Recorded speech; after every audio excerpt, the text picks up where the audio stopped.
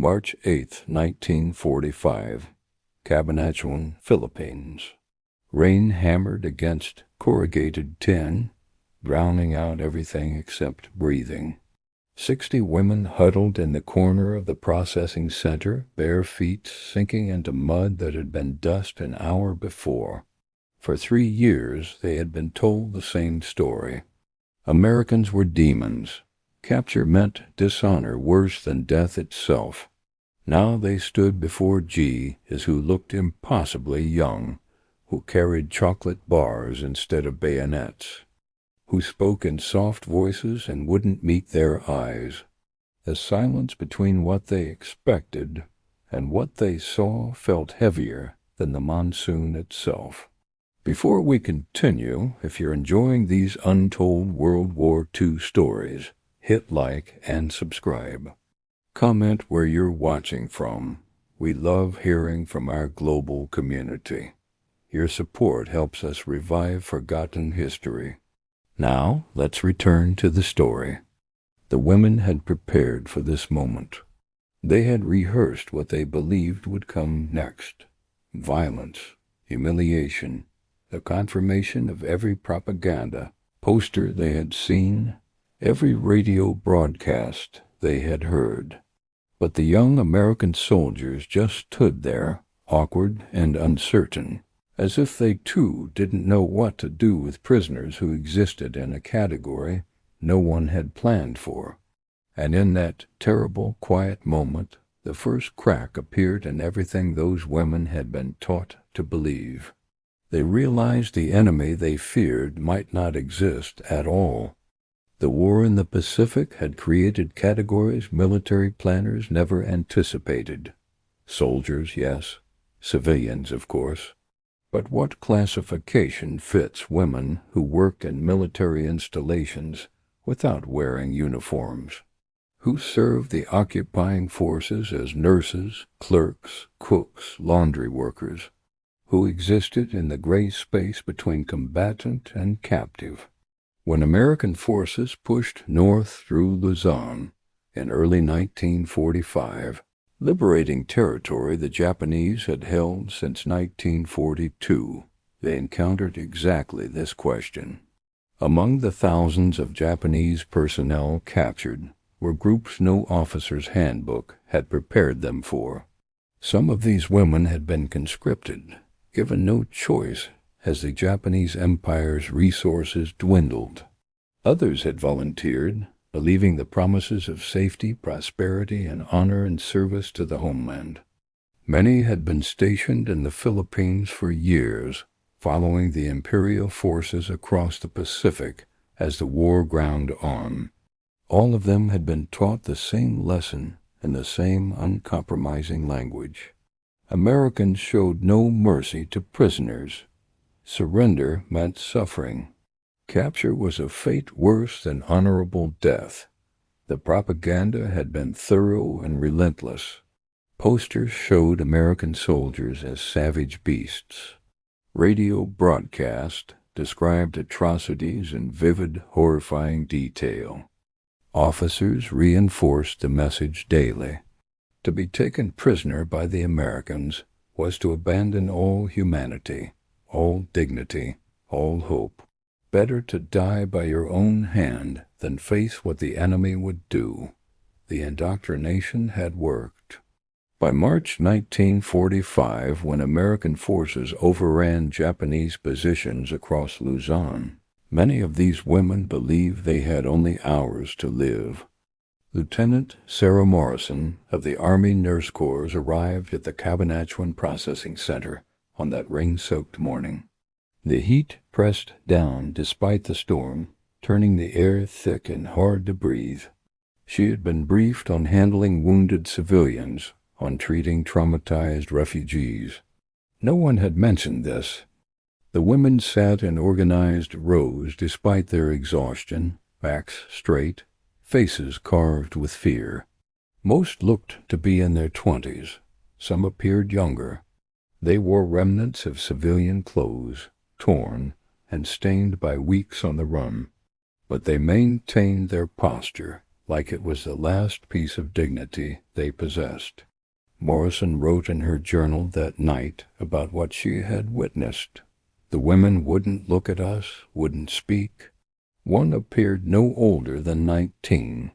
Morrison had tried to offer her water. The girl flinched as if she expected the canteen to be a weapon. The fear was physical. It filled the space between captor and captured like smoke that neither kindness nor logic could immediately dispel. Corporal James Chung, a Chinese-American translator assigned to the camp, understood more than most what these women expected. He had grown up hearing stories of occupation, of what happened when armies moved through civilian populations. He knew what propaganda could do to shape expectations. In an interview conducted decades later, Chung recalled those first days with painful clarity. They thought we would hurt them, he said. Not just physically, though they feared that, too. They expected Americans to be savages. That surrender meant unimaginable suffering. Some of them were shaking so hard they could barely stand when we tried to process them. The military had clear protocols for enemy soldiers. Geneva Convention guidelines existed. Rules of engagement were established. But this situation existed outside those neat categories. Major William Hayes, the officer overseeing the processing center, found himself improvising policy in real time. He made a decision that would shape every interaction that followed. The women would be separated from male prisoners immediately. Female personnel would be assigned whenever possible. Strict protocols would be instituted. No physical contact. No raised voices. All interactions would be documented. He was attempting to create structure where none existed, trying to prevent the very atrocities these women had been conditioned to expect. But policy was one thing.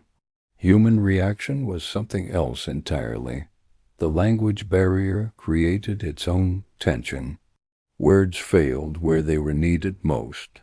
Meaning had to come through gesture, through tone, through the thousand small signals humans use when verbal communication breaks down. Private Mary Sullivan had joined the Women's Army Corps, thinking she would spend the war filing paperwork in Washington.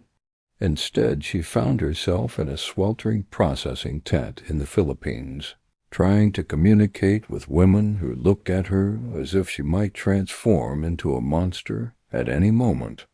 Sullivan had been given a list of basic phrases in Japanese. The pronunciation felt clumsy in her mouth, awkward shapes her tongue didn't naturally form. She tried anyway. Daijoubu, it's okay. You're safe.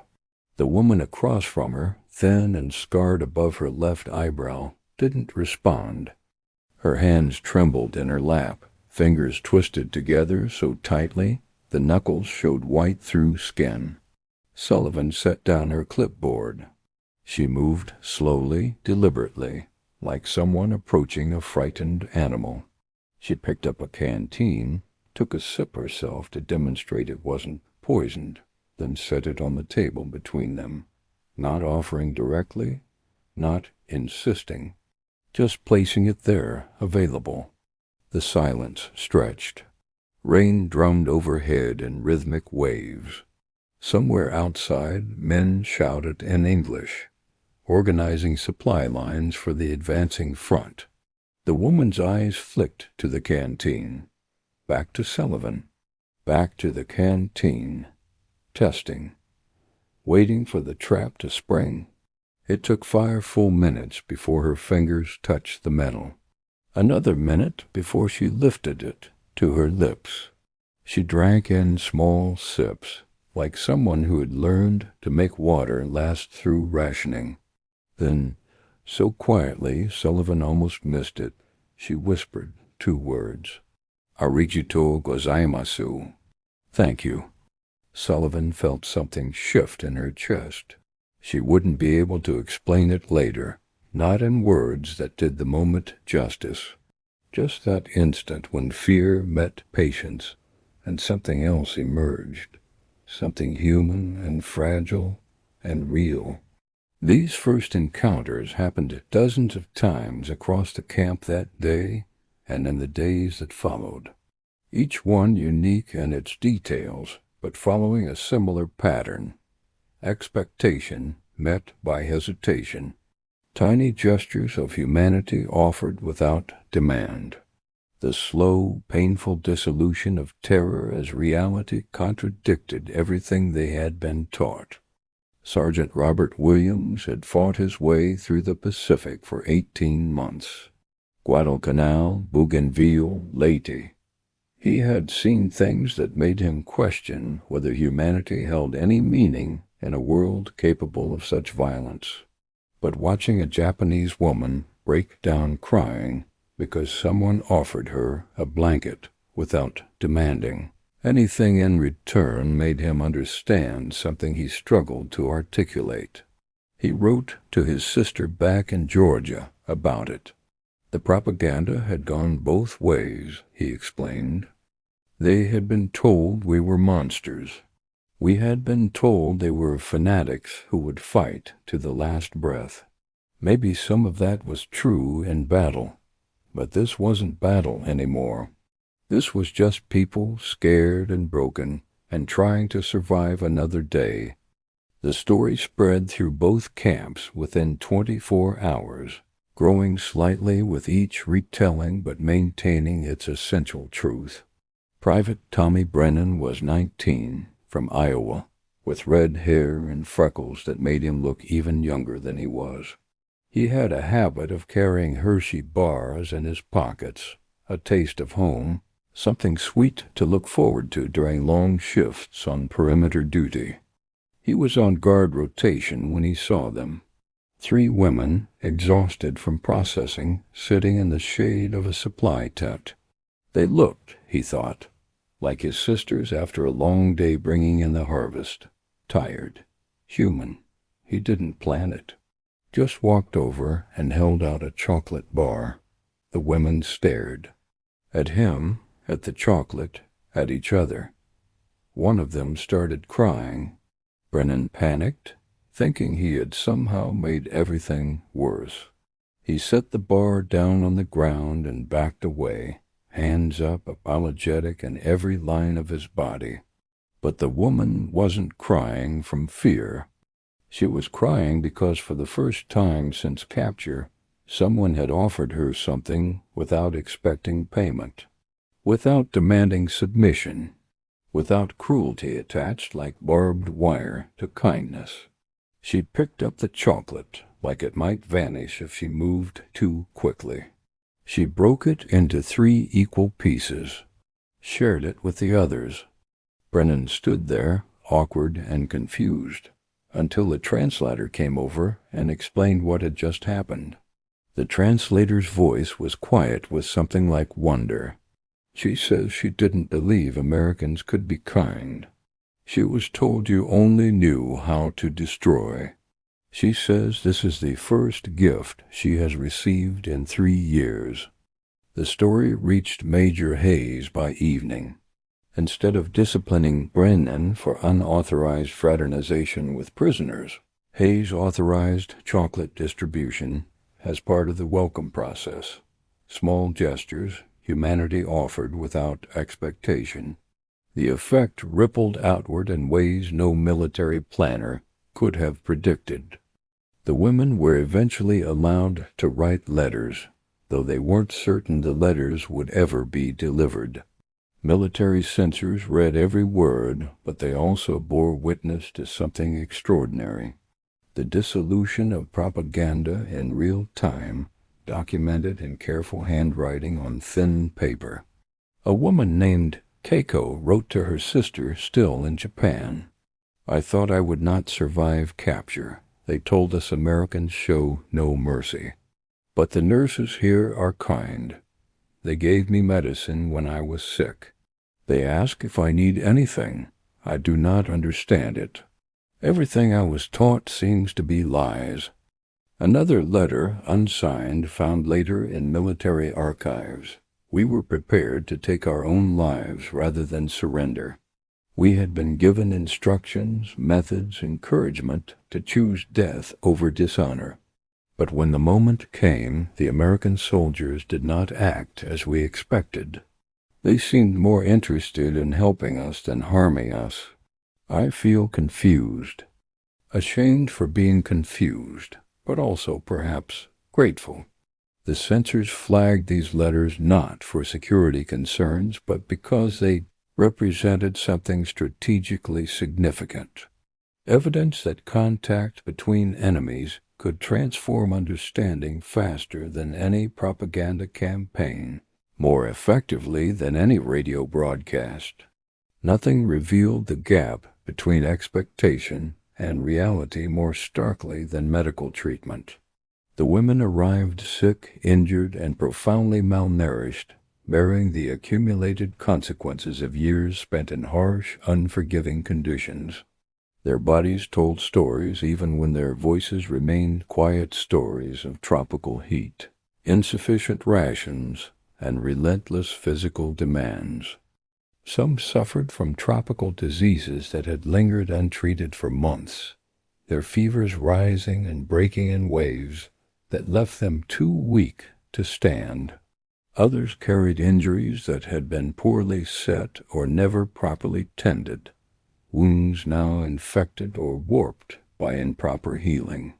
Many showed unmistakable signs of simple malnutrition, the kind that crept into the body slowly, forcing it to consume itself just to stay alive.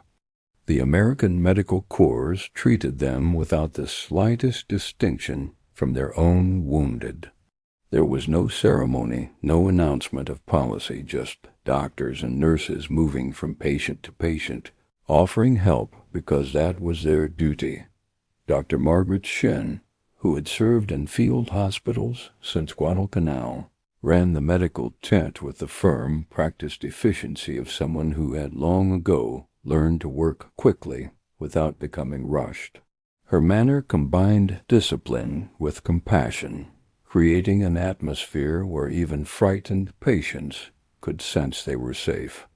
She wrote in her diary about those first examinations, capturing the mixture of disbelief and relief she witnessed. They expected us to let them suffer, she wrote. Expected neglect may be worse. Instead, we gave them the same care we would give our own soldiers: penicillin when needed, surgery if required, pain medication without hesitation. Her words revealed how deeply the women's expectations had been shaped by wartime propaganda and by rumors that had traveled across the Pacific. They had braced themselves for cruelty. Instead, they encountered something they had not prepared for ordinary humanity. The first time a Japanese woman received anesthesia before a procedure, she wept uncontrollably with relief.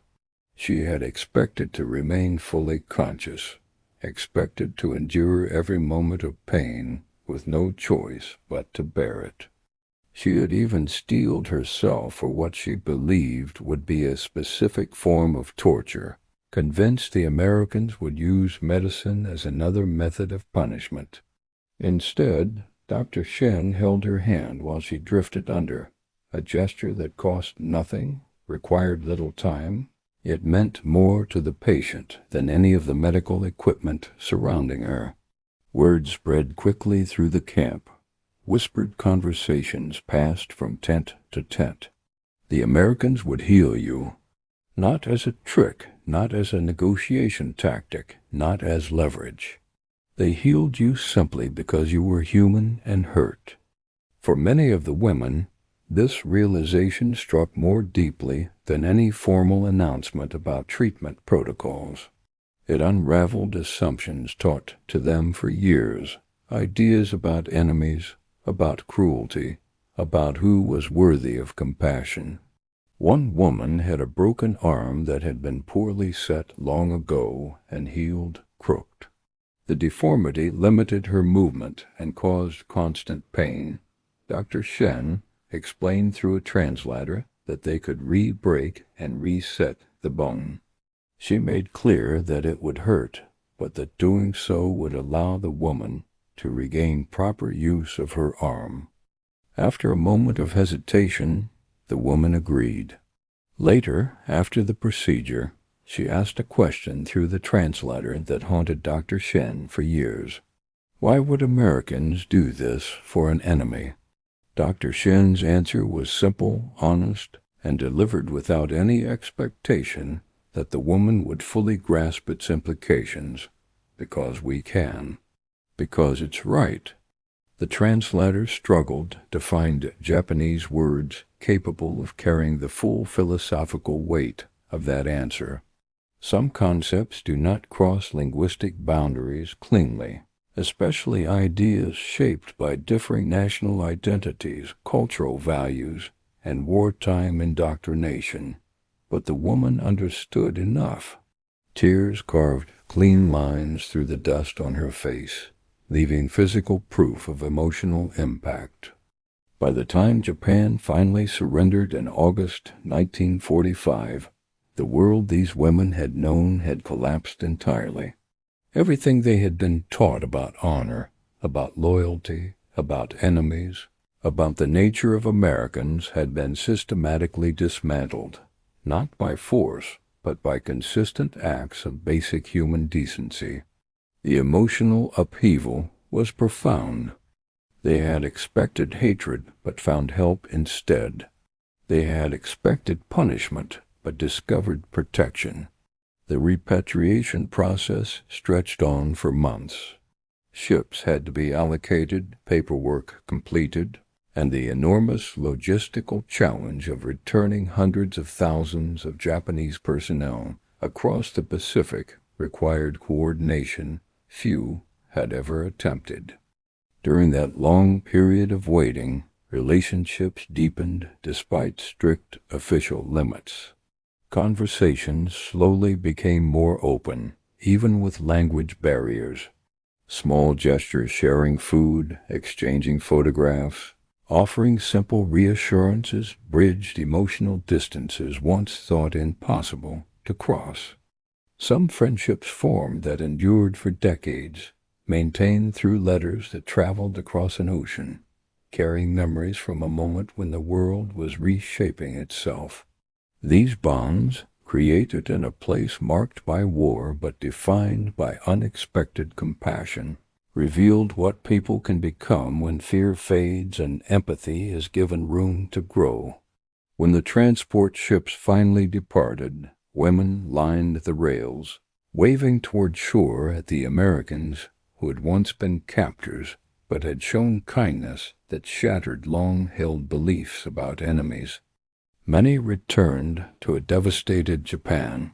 Some stayed silent, held back by lingering shame, while others quietly shared what they had learned, that reality could contradict propaganda, that mercy could come from an enemy, and that fear could give way to understanding. It echoes still, waiting for each generation to discover it again, that the face of the enemy, when you finally see it clearly, often looks surprisingly like your own, scared, uncertain, hoping for the same things, safety, dignity, the chance to go home. And in those moments of recognition, something shifts. The categories break down.